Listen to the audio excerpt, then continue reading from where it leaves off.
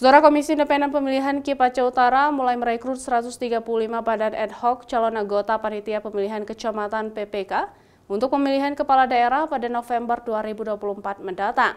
Dalam proses rekrutmen, antusias masyarakat mulai tinggi, yakni mencapai 100 orang pendaftar melalui online.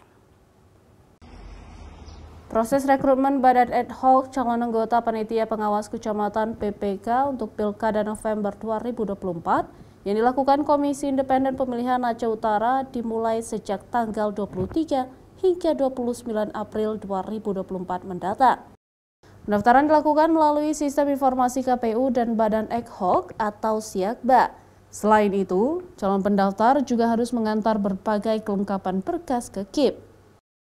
Calon anggota PPK yang dibutuhkan berjumlah 135 orang yang akan bekerja di 27 kecamatan. Setiap kecamatan ada 5 orang PPK.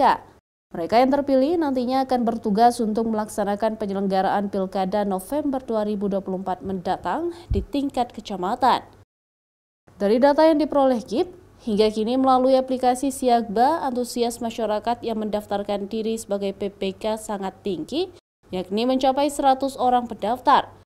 Namun yang mengembalikan berkas ke kantor KIP Aceh Utara masih 12 orang.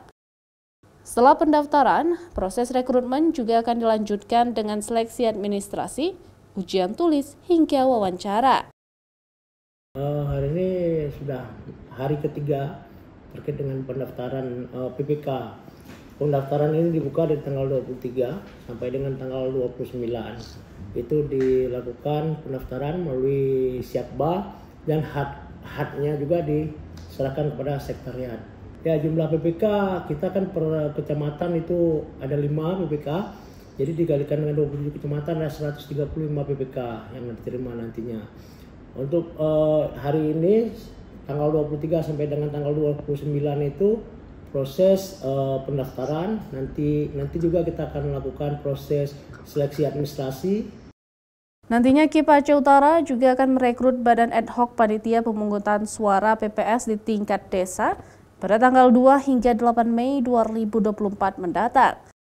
Jumlah tersebut paling banyak se-Indonesia karena Kabupaten Aceh Utara memiliki 852 desa.